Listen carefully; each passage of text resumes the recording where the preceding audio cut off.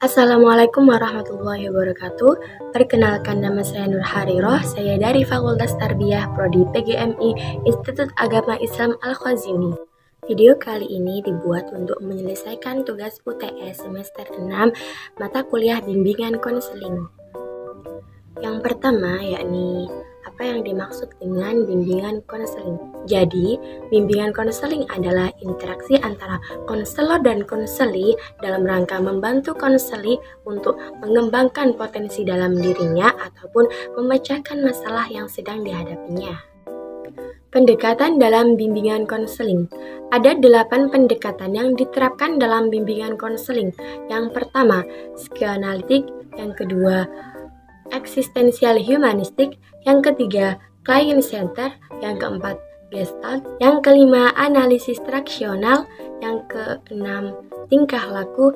Yang ketujuh, rasional emotif. Yang kedelapan, realitas. Dari ke-8 pendekatan bimbingan konseling, di sini saya akan menjelaskan 3 di antaranya. Yang pertama, eksistensial humanistik yang dikembangkan oleh Viktor Frankl dan Abraham Maslow. Di sini mereka berfokus pada sikap dan kondisi menjadi manusia. Pada hakikat konselingnya, mereka menekankan kepada renungan filosofis apa artinya menjadi manusia. Yang kedua yakni pendekatan analisis transaksional yang dikembangkan oleh Eric Barneo. Dalam pendekatan ini, konselor menganalisis bagaimana cara bentuk dan isi si konseli dalam berkomunikasi. Yang ketiga yakni pendekatan naratif konseling yang dikembangkan oleh Michelle White dan David Epstein. Dalam pendekatan ini, konselor hanya diminta untuk mendengarkan tanpa mengomentari dan menghakimi. Jadi konselor dituntun untuk menghargai si konseli dalam menyampaikan narasi. Perkembangan bimbingan konseling di Indonesia. Pada tahun 1962, layanan bimbingan konseling sudah mulai dibicarakan. Namun pada awalnya, bimbingan konseling hanya diperuntukkan bagi individu yang akan bekerja maupun berkarir. Namun seiring berjalannya waktu, bimbingan konseling memasuki lembaga pendidikan, sehingga bimbingan konseling baru diresmikan di sekolah di Indonesia setelah diterapkannya kurikulum 1975.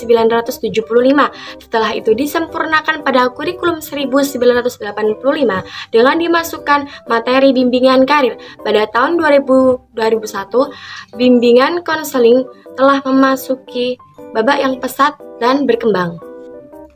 Peran agama dalam bimbingan konseling. Agama sangat berperan penting dalam bimbingan konseling karena agama merupakan landasan untuk memberikan informasi kepada konselor mengenai definisi keagamaan, sehingga saat pelayanan kepada konseli tidak bertentangan dan sesuai dengan prinsip-prinsip ajaran yang dianut oleh konseli. Langkah-langkah bimbingan karir yang pertama yaitu ceramah. Ceramah ini bisa diberikan oleh konselor ataupun narasumber yang berpengalaman di bidang karir tersebut. Terus yang kedua yaitu diskusi kelompok. Diskusi ini diberikan kepada antar konseli agar mereka bisa bertukar pendapat dan lebih memahami satu sama lain mengenai karir yang akan dilaksanakan. Yang ketiga yakni pengajaran unit, yaitu pemberian pemahaman terhadap teknik-teknik dalam pekerjaan. Selanjutnya sosiodrama ini adalah kesempatan untuk penghayatan dan memahami sebuah pekerjaan. Yang kelima yakni karya wisata karir. Karya wisata karir ini merupakan program dalam pekerjaan untuk memberikan pengalaman baru dalam bekerja agar bisa lebih menghargai dalam pekerjaan.